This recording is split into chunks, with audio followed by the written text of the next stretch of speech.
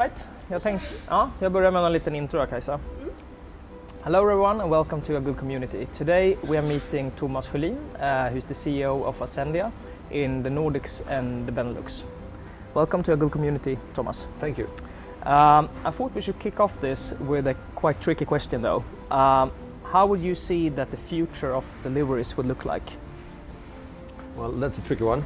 Yes. I mean, if you extrapolate what we have today, then you will see more and more options, faster and faster deliveries. That to me isn't necessarily a good thing, because I think that a lot of the development that we see today in when you have delivery the same day and so on and so forth is not always necessary. I think it's driven by the industry rather than by what the customer wants and needs. I remember when I ordered some stuff from a Swedish website a couple of weeks ago, and I just ordered it, and then all of a sudden I had an SMS saying that you can pick it up the same day. I didn't want it the same day. I didn't ask for it for a same day delivery, so I just let it lie there in the Insta box for 3 days before I picked it up. Yeah. So in that case, that was completely unnecessary. But I think that will be the development for the future, that what you will see multiple checkouts, you will see an increased choice for consumers to have it delivered in the evening, in the morning, or wherever you want, and also faster delivery time. Yeah. And for people that do not know, Asendia is not a very well-known brand, but you have quite famous owners. Could you elaborate a little bit of the heritage of Asendia and where you stand today? Asendia is 6 years old, and we are fully owned by French La Poste and Swiss Post. So it's a joint venture between the two. And before we became Asendia, we were Swiss Post International. So Swiss Post always had an international department to take care of their international business. And then we joined and merged together with La Poste, and then we created Asendia.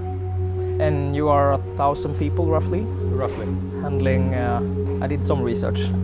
You deliver to about 200 countries, and we use like 50 of them in our operations. And you then, Thomas, how did you ended up in the logistics and transporting sector? That was more or less an accident or a coincidence. My background is, like I said, within logistics. I've been with this company for a long time, for 14 years now. And before that, I was also in a logistic company. But before that, I was in a completely different industry. I was within project management in general, and so on and so forth. But one thing led to the other, and then, like in so many other cases, you just end up somewhere. Yeah. And then you feel at home, and then you dig into it. So that's my background. So my background is with sales, management, economy, and then I ended up within logistics. In logistics. And I think that logistics will take a more important place in, at least when the retail industry is changing in that pace that it is.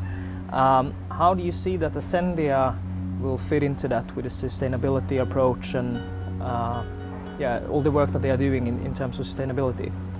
Sustainability has been, since the creation of Asendia, one of the core values that we have. We work a lot with sustainability. We measure everything that we do up until the last mile delivery. And why we don't measure that and offset that is because we can't calculate it as with the system now in place, because last mile delivery for us is always done by the National Post Office. And then we have to rely on the data that we can get from the National Post Office. And in Western Europe, that's fine, but in Eastern Europe, not so good at this stage. But we offset everything that we can measure and that we can control. And that is for us up to the last mile delivery. We even offset for our staff's company cars and what we fly and so on and so forth. We help our customers to offset their emissions as well. We can help them with packaging materials. We can help them choose what delivery routes to take and what not to take, and what effect that might have when it comes to carbon. So we do a fair share. We can always do more, and like I said, it's the core, and for us I think that sustainability will be a huge USP going forward. Yeah. But for us as a group, you mentioned 12,000 people, and we are scattered all over the globe, and you can see when you talk to colleagues in different sides of the globe, like in the US or Asia, that the sustainability issue or the discussions that you have on sustainability is not always as evident. Yeah. In Asia, for instance, it's even non-existent. So for us as a group, it's for us in this part of the world to convince the part of the world that is not so developed yet when it comes to sustainability, to make them understand that even for them for the years to come, it will be a USP. Yeah. And how do you, your offset projects, could you elaborate a little bit on these? What we do now, we have a project now running where we offset the emission by investing in windmills in India. We have been doing that for some years, and that project is ending within a year from now, I think. And then once that project is ended, then we need to have something else.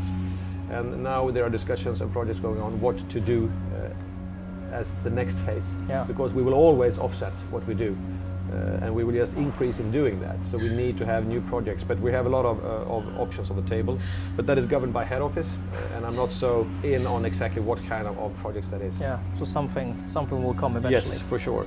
Do you feel that Asendia, if you compare with your peers, is a front runner in the sustainability approach? I would say that we are, in the sense that I mentioned national post offices before, and we build our logistics system on the postal system, more or less, up to 2 kilos. And as such, controlling so much international volumes, I would say that we are a front runner when it comes to sustainability. How do you see on, since end consumers are obviously buying more and more online, and we are obviously also benefiting from that, since that's our core in our business model. I read on Statista that about 40% of the packages you buy online in Europe are actually then returned. Yeah. How do you see that, since that must lead to both bottlenecks, I could imagine, in your operation, but also loads of costs involved, both for the environment but also for the companies? Yes. How do you see that? The returns for us is somewhat of a mystery, because the returns carry as much cost going back as the product going out. Yeah. So the company... twice the cost. Yeah, exactly. So for the e-tailer has twice the cost for the returns. So it's a nuisance, I think, returns, but I think it should be able to keep down to an absolute minimum. Yeah. And it's cultural differences, because if you look in France, for instance, you have less returns. There the consumers buy in a different pattern. Maybe they buy exactly what they want. They don't buy 10 shirts or 10 blouses and return 7. Yeah. But I think in order to keep down the cost for the e-tailer and for the environment, returns need to come down. Yeah. It just has to come down. What can we do as e-commerce companies then to avoid this? Since I guess it must be driven by, somehow it's driven by end consumers that are used to buy something and it's fine to return with any cost. Yeah. But it also has to be run from us as e-commerce companies, giving these options a possibility, or that there are even there. What can e-commerce companies do to try to change this and drive it to a more sustainable direction? I think that what e-commerce can do is to be aware of it, and I know that there are some companies have systems in place where you can return it once for free. If you return it twice, then you get flagged in the system, and they then keep track of how much you return, and then at a certain point, if you come up as a returner, you have to pay for it all, or they even block you in the checkout, so you can't buy anything more. I think that is a very effective way of doing it, because like you said, of course you should be able to return it. I mean, that's one of the key pillars. You have to be able to return it if it's wrong, if it's the wrong color or the wrong size or whatever. But looking at the returns that we handle, I would say that is not always the case. I would say that the bulk part of the returns are you don't like it, or you order too many and just try them on and send back the ones that you don't want. Yeah. So if you charge for it, for instance, and if you have this kind of flag system, maybe that will bring it down a bit. Is it more or less driven by the fast fashion companies? Would you say that? This is based on just my hunch and what I can see in our warehouses, yes. But I have no more statistics on it than that. But when I look at it, because if you look at e-commerce, a lot of it is fashion. Yeah, a lot of it is fashion. Yeah, obviously. You actually enlightened me a little bit before when we had the pre-chat about something that's called UPU. Yeah. Could you tell? I guess that no one else knows what that is if you're not in. No, it's kind of it's a kind of boring. I wouldn't say boring. I was quite fascinated, so therefore I brought it up. But could you first tell the community what is it, and then I have some sequence questions on that. UPU stands for United Postal Union, and UPU governs and gathers all the national post offices in the world. So there you have Martinique Post Office side by side with USPS, side by side with PostNord. And what they do they negotiate terminal dues. They negotiate the system that governs how the national post offices get reimbursed for international mail going back and forth, and they also govern rules in relation to mail. It's like the UN of post offices. It sounds quite important due to It that is. cross-border It is. e-commerce is expanding a lot. It is. It's really important. And what's happening within the UPU? What's happening now within the UPU is that, like within the UN, everybody has to agree. You can't take a decision if somebody says no, so everybody has to agree on it. That means that the UPU is kind of slow moving, and if you ask me, I don't think that the UPU has been, with its time, it hasn't developed, because mail has, or the postal offices has changed their business kind of drastically, going from physical mail, postcards, catalogs, mail, to e-commerce. And we still have the mail system in place, more or less. And what we also have within the UPU is different groups of countries. We have developing countries and we have mature countries. And developing countries, for instance, has to pay less sending to Sweden. So Uganda pays less to send a letter to Sweden than what Deutsche Post does. Yeah. And the trick here is that China is a developing country within the UPU. So what's happened with China is that they subsidize the growth on e-commerce. They subsidize it with the tax money in Sweden, because PostNord is a state-owned, and they do the same thing in the US. So wherever they send parcels for nothing. I've ordered from Wish, just out of curiosity, for a project that we had. Yeah. So I don't order from Wish normally. And then I got a package home sent. It took 2 or 3 weeks, of the cost of 4.95 SEK. That's 50 euro cent. Not too many. Absolutely nothing. So what then has happened is that USPS has said, stop, we can't keep on doing this, we need to get reimbursed what it costs to distribute these goods within the US. Yeah. So we're going to step out of the UPU, unless China in this case are ready to get in another group of countries to pay more for their distribution. So to stepping up as a mature company, yes, I guess then. To a mature country, because it's not a developing country as such anymore. And of course China is not so keen, for obvious reasons. So that has been the discussion within the UPU, going back and forth. And that what it has done is put a finger on a very delicate matter within the UPU. And that is this reimbursement system that hasn't, it's the same since, I don't know, 30 years back. Yeah. It needs to develop. And if that doesn't develop, it might very well be the end of postal, as we know it. And what's the word, since I guess then you as a business leader and C-suite for a quite large group has to hedge for the worst case scenario. Yeah. What is that? Well, the worst case scenario is that the cost for sending mail pieces will increase dramatically. That is the worst case scenario. But now we have the rates, or we have the cost now for next year, 2020, and it hasn't been as dramatic as first was expected, mainly due to that USPS did manage to navigate through these negotiations in a, for them, very successful way. Yeah. So in the end, China had to give a little, everybody won on it. So today, for 2020, postal is fine. Okay, and USPS, just for the community, is the national post system for the US. Yes, correct. Yes, so it's a quite important stakeholder. Very much so. So similar to what US is for United Nations. And yeah, more or less. I mean, if you pick out the USPS out of the postal system, it's 450 million consumers. I mean, you really can't do that. So, yeah. So it has to be, UPU needs to be in place in order for this to work. Jesus. Yes. So that's something to think about. That. Yeah, but not much we can do about it. I mean, no. It's, no. Is that a, if you then take the other approach of disrupting companies such as Amazon's, which has, I listened into a quite fascinating podcast called The Land of the Giants, which basically really details all of the footprint Amazon does in terms of how they treat the people at the warehouse, how they run their operations, how they copy-paste products and so on. And to say the least, maybe they are not treating everyone as pitch perfect as they do with their customers. Are they also influenced by this, or are they sort of another stakeholder which has their own built system? I know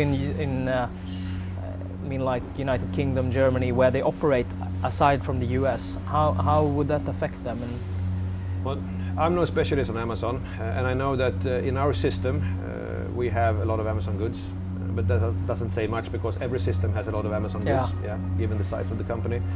But I would say that they're so big and they subsidize the rest of the business with a cloud service, and as long as they can do that, they can keep on building up their logistical side of the business and subsidize it. And as long as they can keep on doing that, I would say that they are not so dependent on what we can offer. I think it's nice to have for them, but it's not a need to have. That's my personal opinion anyway. How does could be a tricky question. How does Asendia try to influence its owners? I mean, they also come from a really long heritage, and I guess there is also things that has to be changed there. Can you, as a more modern company, which I guess was the idea from the beginning, building a joint venture, that we should take a lead and share burdens and so on, what do you do as Asendia to influence the transition from Swiss Post and La Poste? First, actually, we are very well off with the owners that we have, because if you look, for instance, at La Poste, the La Poste Group has been in the forefront for development of postal and logistics for decades. So both our two owners are in the forefront when it comes to development. They're very agile, if you compare it to other postal operators. So agile in your little exactly in your little sea. Yes, exactly. So we have very good owners as such. And so we fit very well in. So we have very good and dynamic discussions with our owners, and it's not like it's any conflicting interest, because we are on the same page. Especially now, if you look at what La Poste is doing, when they talk about environment, they have the money and the resources to back it up, and they really do that. I mean, if you look at what La Poste is doing within the group, and the La Poste logistical group is huge. Not much people know that, but it's a huge player globally. So they have a large footprint within the logistics, and they're in the forefront of development a lot, I would say. So we fit very well in, and it's not like we are in we are a smaller company, we are a small part within this company, and we are a bit faster, but I wouldn't say it holds us back, because they give us the leeway that we need. How do you think that the last mile deliveries will evolve? What will the last mile delivery look like 5 to 10 years from now? I think that last mile delivery is today and will always be key. I think the last mile delivery will be what the end consumer pay for. I think every step in the distribution chain up until last mile delivery is and will always be a commodity. They will always be cost driven to 100%, but last mile, there you have a completely different chance to make an impression and actually have something to sell to the end consumer. So I think the last mile will only increase in importance. And I also, like I said at the beginning, I think that the choices will increase with that. And what will Asendia's part be in that, since you are pretty much relying on a conglomerate of different peers? We are of course looking into that, and we own the last mile in our home markets. In France. Oh, not we, but the group owns. So it's not owned by Asendia, but the group owns it. And there we can draw conclusions from where we own last mile delivery to where we not own last mile delivery, and where we do own it. Our leverage is much greater. The margin is higher. We can control it. We can control the sustainability in a way that we can't do today. So I would say that the future for Asendia is to keep on developing more home markets to control last mile. If it is buying existing companies, or if it's creating own companies, but we need to control last mile delivery to a larger extent. And that's all I can see from our operations, where we ship to 50 countries per month. The only thing that matters is the last mile delivery. That's what everyone gets annoyed about when it says that, hey, we're gonna deliver on Tuesday. People either stay home or they go to their pickup point and the package is not there.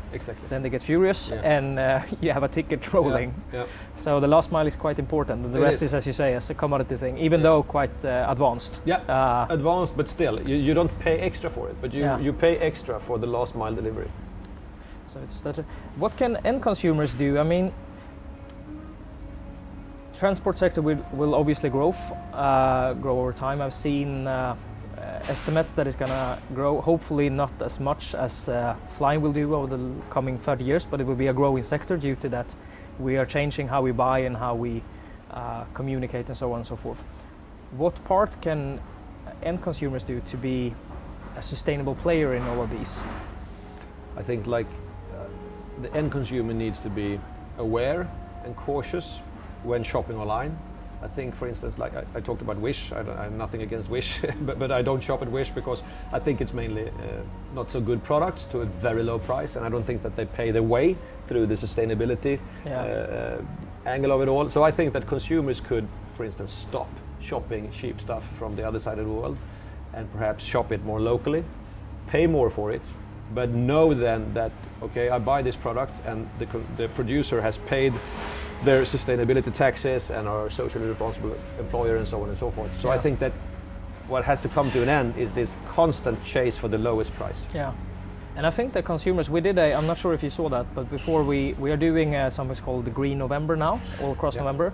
So we decided to step out from this Black Friday thing. And we almost had 10,000 people responded. Yeah. And 91% of them said that, okay, don't give us massive discounts, do something good for the environment instead. So I think there is, and I can also see on this, the climate strikes which my eldest daughter are participating in, 7 million people out in the streets every week. So there must be a movement that care for other things just than a low cost. For sure. But could it then be an educational issue that you're not aware of what the true cost is for sending goods from one country to another country or sending it all across the world and so on?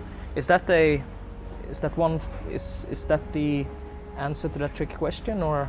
I think it can be, because I think that when you buy this cheap stuff online, I don't think it's necessarily a very cautious decision, if you see what I mean. Yeah. I mean, you just buy it. Oh, this is cheap, and you don't think twice about it, and you just order it. Yeah. But if you would stop and maybe think twice about it, maybe you said, okay, maybe I shouldn't order this. So I don't think that they're evil or they don't care about the environment. I just think that in 9 out of 10 times you don't think twice. You just react, more or less. So what you need to do is to stop, perhaps, and react, and take a cautious decision on what it is that you're going to buy and not buy. Yeah. And as soon as you start doing that, one thing will lead to the other, because like you said, I mean, this movement is huge, and I don't think it needs to be more than that. But at the other hand, we have the system that is completely geared on selling as much stuff as possible. Yeah. The whole economy is geared on buy as much stuff as possible. And as long as we have this, it's kind of conflicting interests. It is indeed. So it's going to be difficult, and at the end, this is my personal belief, in the end we will not achieve what needs to be achieved unless we can create a new system. Yeah.